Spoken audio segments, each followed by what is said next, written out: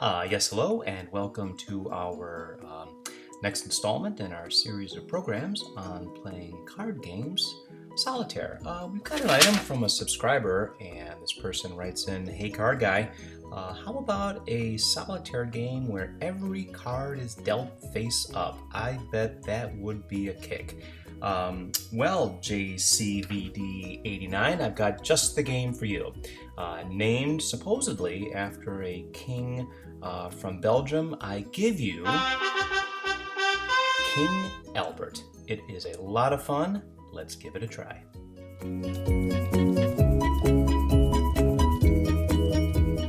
Okay, we'll begin with a quick overview of our deck. Now, this is a one-pack game. Again, 52 cards, 2 colors within the pack, 4 suits, and of course there are 13 ranks per suit, ace through king. Now, let's get these cards shuffled, and I'm using a riffle technique here. But a quick sidebar, do you know how many combinations there are in a shuffled deck of cards? The number is an astounding 52 factorial, which is basically a number 8 with 67 zeros after it. Looks a little something like this. For more information, there is an excellent TED Talk by Yanni Kaken. I put a link in the description. Please check it out. Really, really interesting. Let's return to shuffling. Now, we always talk about shuffling cards 7 times to achieve maximum randomness. And another quick sidebar. For more information about this, there was actually a really interesting study done by Bayer and Diaconis, and you can read more about it in the link in the description. Okay, what do you say we wrap up our shuffling with 6 and then with 7, and now we are ready to learn the layout of the game called King Albert. Now we'll start with a nice clean surface here, and we're going to deal out a row of 9 cards like you see here. Then go ahead and overlap a row of 8, followed by a row of 7, followed by a row of 6. You can see you're always kind of biasing towards the right. A row of 4, row of 3, 2 more cards, and then 1 on the far right. This will create a 45 card tableau, and the top card of the tableau is always in play.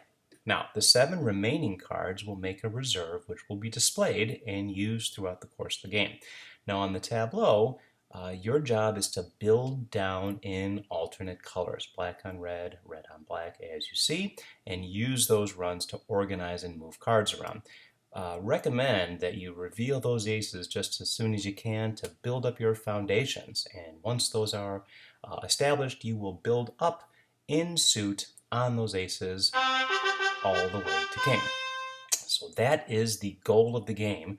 What do you say we give it a try? So I'm going to start off again with a nice clean surface here. Got a couple of marks there you can see on the table for me to stay in frame. I'm going to go ahead and deal out a row of 9 cards like you see here. I'm going to overlap with 8 more, and then 7, and then 6. Follow it up with 5, then 4, then 3, and 2 and 1. There's your 45 card tableau, and 7 remaining cards are in reserve. And these are all dealt face up as requested by our subscriber. First thing you want to do, locate those aces. And you may as well also locate where are all of my 2s, because those have to go up as well. And this will guide you as you make some decisions. Now go ahead and scan the tableau, and let's look for some opportunities here. Remember, you're going to be building down in alternate colors. So is there a red queen for that black king? Is there a black 7 for that 8? We definitely want to reveal our ace first. I want to get that 8 out of there. I'm looking for a black 9 to receive the red 8 because we're building down. So maybe that 2 first goes to the 3. Remember, you're building down alternate colors. Red queen on the black king. And look, now that 8 can slide over to the 9, and watch this. Our very first ace foundation has been established, and we can follow up with that 2 of spades. Now we have an empty column here. What's different in this game is that any card can claim the empty position, not just the king, as you may remember from Klondike and other games. And this is where the strategy comes in. So go ahead and check that reserve and see if there are any cards in there that you could use to help make some runs and build some cards and move some cards around to your advantage. Now that ace there, I'd love to reveal. There's 2 more aces that we need to work on. Where can I put that 3 of hearts in order to reveal that ace? I really need that black 4 in play. I have a black 4 in the reserve. Would it make sense to place that there in the empty position, move the 3 over, and then move the ace into foundation position? Not sure that's the right move just yet, because we'll be left with that 9, and I'll need to play a black 8 on it. Got a black 10 to play beneath that red 9. Not sure that's the right move next. Maybe that 5 and 6 should move to reveal that black jack. Anyway, you can see that you're trying to line up all these steps. Maybe the black 6 is the best next move for us. Let's try the black 6 there, followed by the red 5, and now that jack is revealed, I can play the black 4 from my reserve and that red 3, and now my ace is revealed, and we can play it up on the foundation. Now that red 10 can go over to the jack, giving us another empty column position. You want to try to create these empty positions as often as possible to then give you flexibility. Now remember, any card can claim that position, but I'm studying where my 2s and my aces are. I want to get those aces revealed, and I want to get my 2s in play, otherwise it might be a bit of a long haul here. So let's put that jack onto the queen. That 9 can now play on the red 10, and now look, we have a revealed ace. So I'm going to grab that ace and place that up on the foundation, as you see, followed by the 2 of clubs. Now I'm going to go ahead and move that king run, and I'm going to slide that over to the empty position, and hopefully this will give us an opportunity here. That 7 and that red 8 and black 9 look tempting. Let's play that 7 on the 8. Let's go ahead and move that over to our black 9. That opens up that 4 and the 3. I'm going to take that other black 8 and move it as well. Let's think about revealing our 2s. We need to get them in play, but look, that 3 is actually blocking the 2, so I need a black 4 to receive it. Let me move that 4 of hearts over, and then I think if I move the black 3, the black 4 can take that red 3, which is advantageous for us so that we can then play that 2 of diamonds up on the foundation, followed by the 3.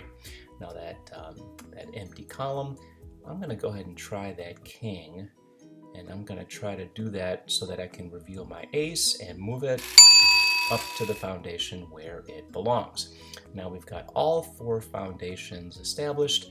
Let's check our reserve and see what will be next. Now that red 6 and that black 4, love to get those linked up. Play that 3, followed by that 4. That 5 can then go move on to the red 6, and we have another empty column position that we can strategize. Maybe that red king makes sense to go up. We can pull the black queen over and open up that 8. Again, I really want to reveal all my 2s because they can hold you up.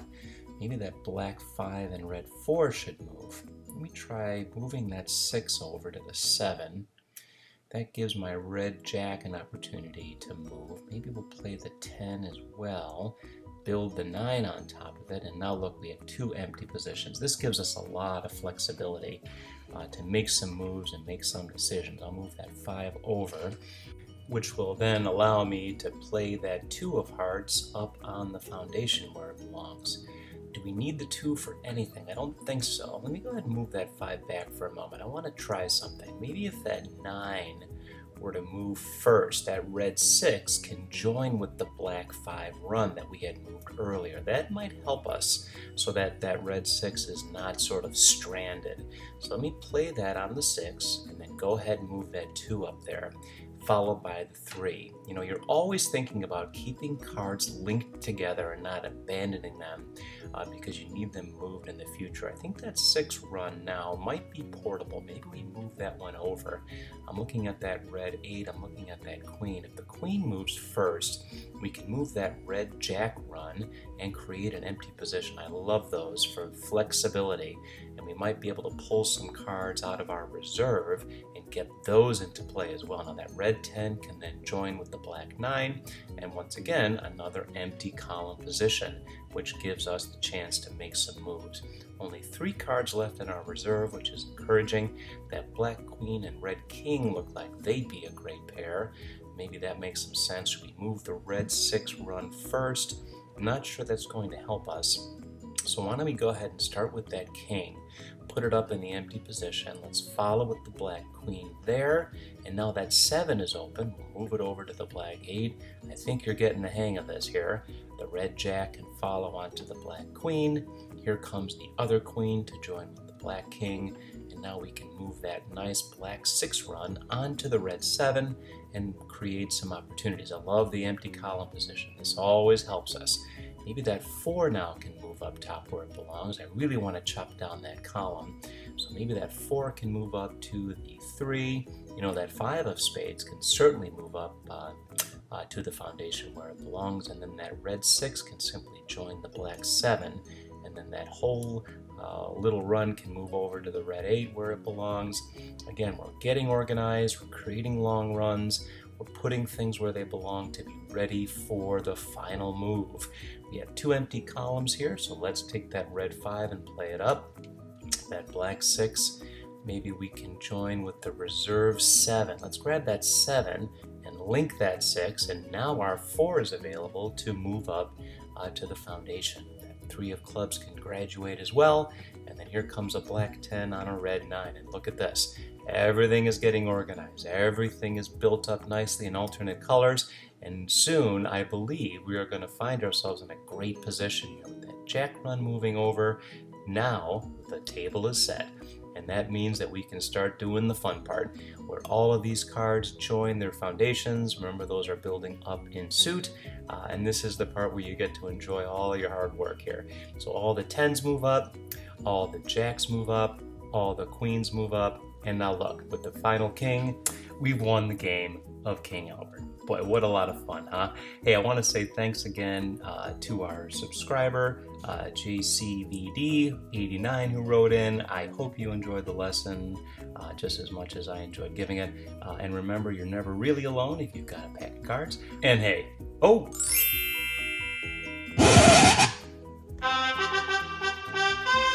Be sure to join us again next time.